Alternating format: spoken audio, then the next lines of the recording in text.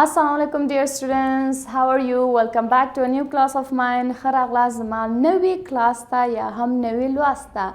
خدای دې وکړي چې روغ او جوړ اوسئ او تیر لوستونه مو لوستي اوسي او زده کړي مو اوسي. لوستل خو هر څوک کوي، مهم دا دی چې تاسو پریکټس کړی اوسي، ځکه په هر لنګویج په زده کړه کې پریکټس ډیر مهم دی چې تاسو روزانه خپلو ملګرو سره یا خپل فامیل سره پریکټس وکړئ. Because practice makes you perfect. That is a very known sentence or phrase or motto, anything you can call it. Yes, so today we are going to start a new lesson of Unit 6, which is lesson 4 from page 72 up to page 73, which is word study.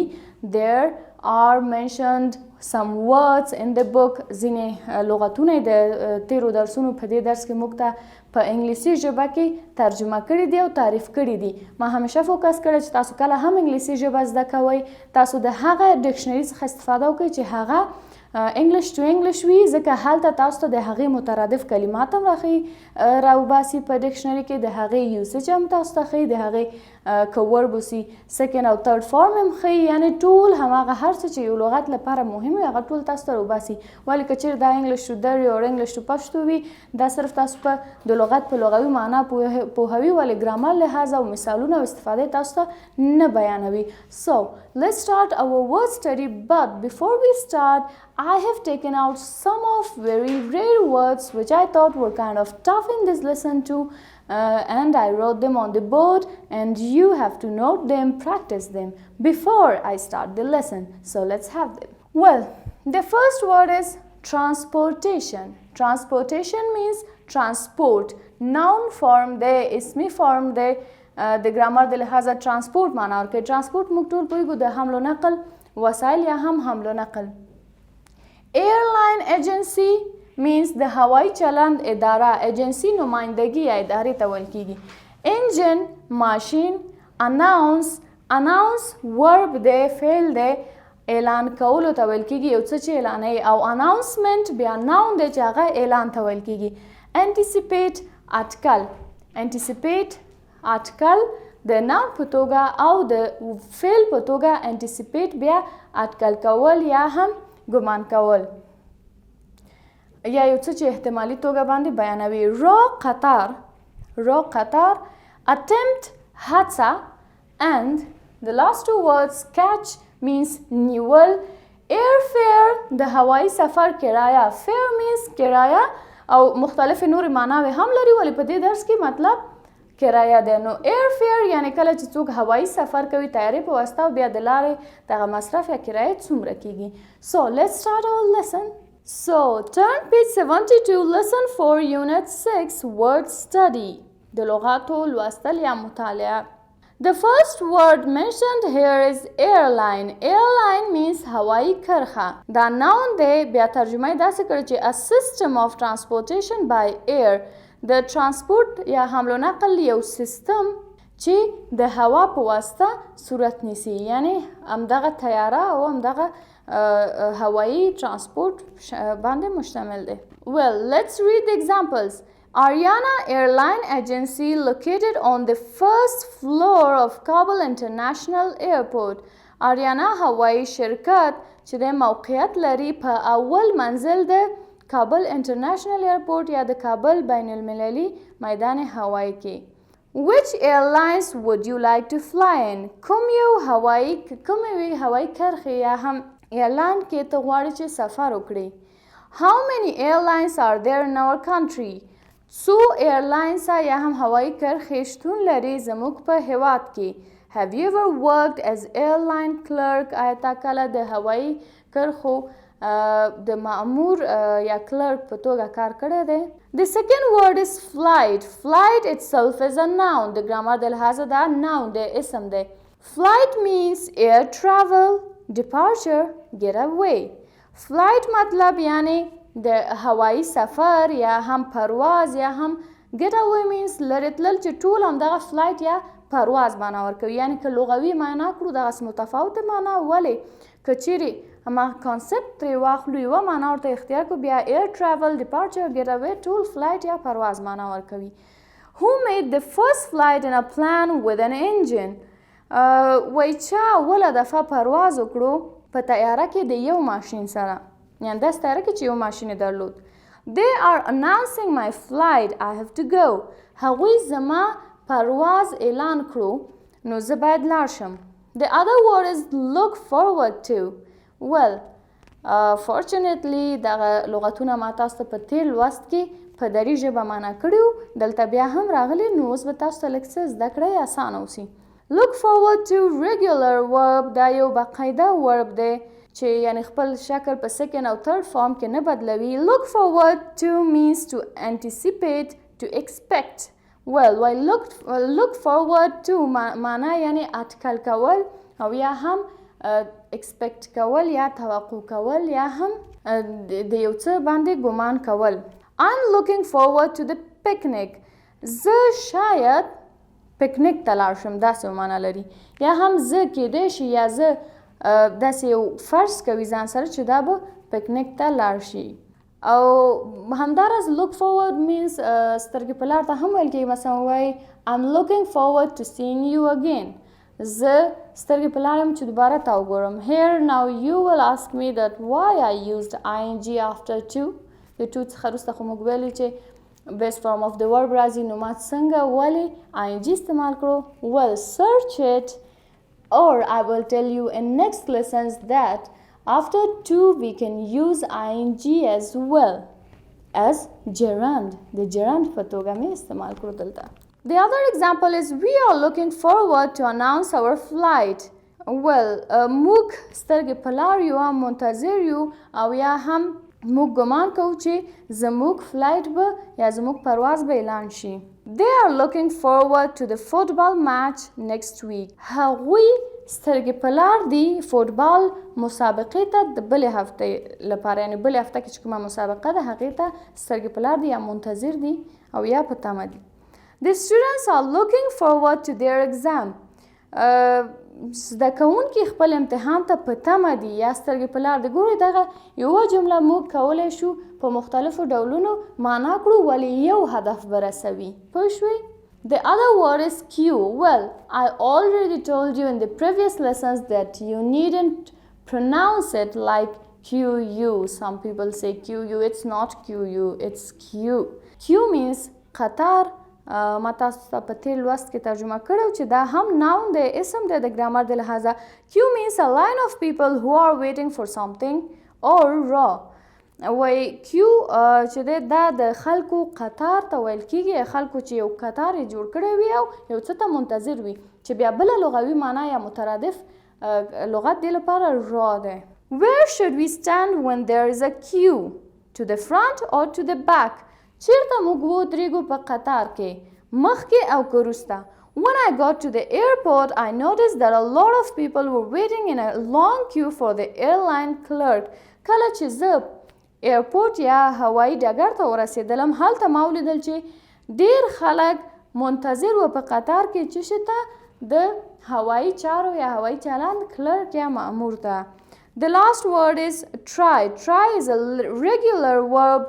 Try regular verb دی، باقاعده verb دی.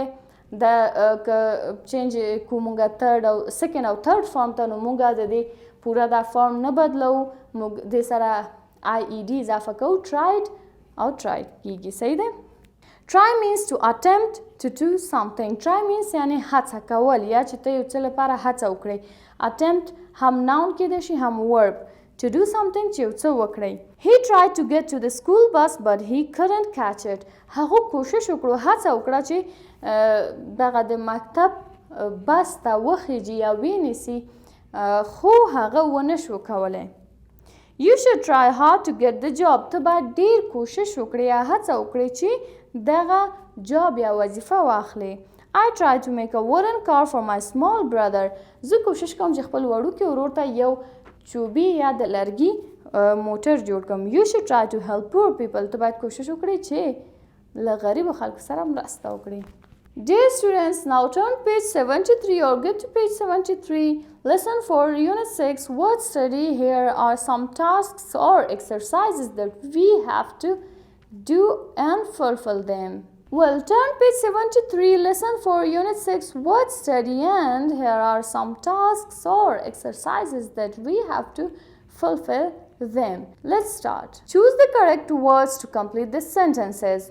Why مناسب لغات انتخاب کړئ او دغلته موږ ته 15 جملې راکړي دغه خانه خالیانو کې به موږ ورکو او ډکو به چې دلته 15 لغات هم موږ ته راکړي. The first word is airfare. Airfare, I told you, yes, the هوایی سفر کرایه. The second is boarding pass. Third is counter, the departure, and the last one is agent. Agent ما ویل نماینده. Departure هم پرواز. Counter means شوبه. Boarding pass means هماغه د سپریدو اجازه چې یو ډول کارت یا هم ورقه به وسي طبعا. Airfare هم کرایه.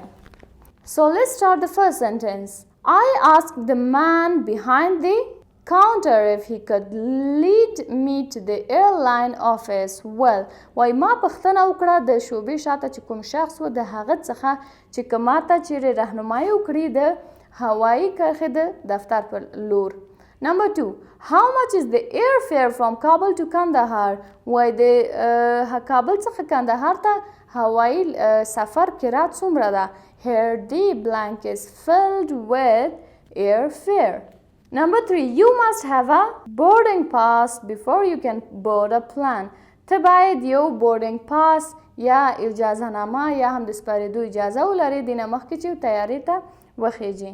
Number 4. You can buy your air ticket from a travel agent. ته کولی شي خپل ټیکټ واخلې د یو د سفر د نماینده څخه.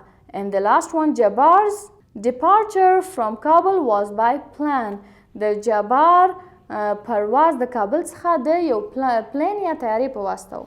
Come to the next part. Here are also some words. The first one is at least.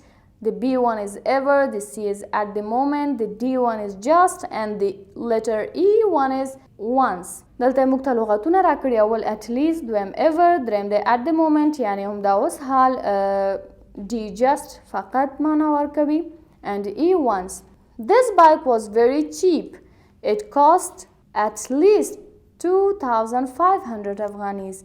وای دغه موټرسایکل ډیر ارزانه و چې حد اقل یا کمترینه بیه د دې څه وه 2500 افغانۍ وه. Number 2. Ali is from Bamiyan but he is not living there at the moment. Yes, Ali د بامیان څخه دی لیکن هغه اوس په بامیان کې نه اوسیږي. Number 3. The journey will be long. It will last just 10 hours.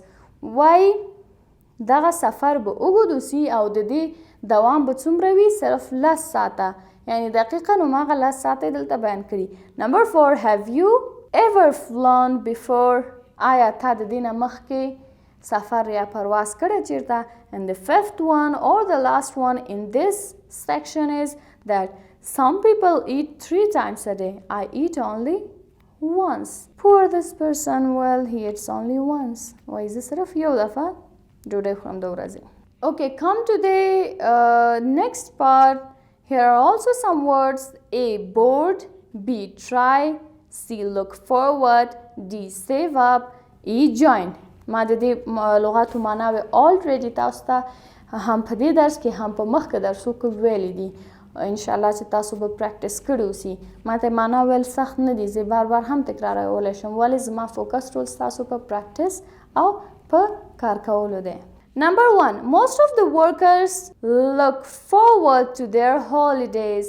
ډېری کارمندان سترګې په لاره دي د چې شته رخصتۍ ته یا په تمه دي رخصتۍ ته. Number 2. Did you save up your money to buy your new motorbike? آیا تا ټولې کړې دي پیسې خپلې پیسې تر څو یو نوی موټرسایکل واخلې؟ Number 3. When did you join to police army? تا کله یا ته کله وصل شوې د پولیسو د لښکر یا ارمي یا هم قطعې سره؟ Number 4. You can carry handbag when you board a plane. ته کولی شي لاسي بیگ ځان سره ویسې کله چې ته سپور شي یا هم وخیږي تیارې ته. And the last one. If you only get 20%, you must try to do better. Yes, here the word which must be used is try. وای کله چې ته صرف 0% واخلې، یعنی هدف یې دلته حتما د فیصدي د نمرو څخه دی، نو ته باید ډیره هڅه وکړې او نوره هڅه هم وکړې. Come to the last part of this lesson. Here are also mentioned some words: A chance, B life, C everything, D visa, E lounge, right? So let's get to the sentence number 1. Hatham has lived in Parwan all his life. Hatham خپل ټول ژوند په پروان کې تیر کړی دی. Number 2. A lounge is usually a big and comfortable hall. یو lounge دی دا معمولا یو غټ او راحته او آرامه سالون اوسیږي. Number 3. You usually need a visa to go to a foreign country. ته معمولا ضرورت لري ویزې ته ترڅو خارجي هیواد ته سفر وکړي. Fourth one, I did not do all my homework, but Zainab finished everything. ما خپل ټوله کورنۍ دنده نه ده کړې لیکن زینب ټوله خلاصه کړله. And the last one, a certificate gives you a better chance to get a job. Yes, وایو سرټیفیکیټ یا سند تا ته یو بهتره چانس درکوي ترڅو ته جاب واخلې، یعنی د جاب اخیستلو لپاره هغه ستا چانس نور هم لوړوي. Dear students, this was today's lesson. I hope you have learned the words and you have learned the words I have taken out on the board. I hope you have listened or you have cared or you have focused on the exercises we did together, in fact. If you have any question, you can ask me in the comment section. Before I leave, I would say you can ask me any question regarding to the previous lessons too. Thank you. Allah Hafiz.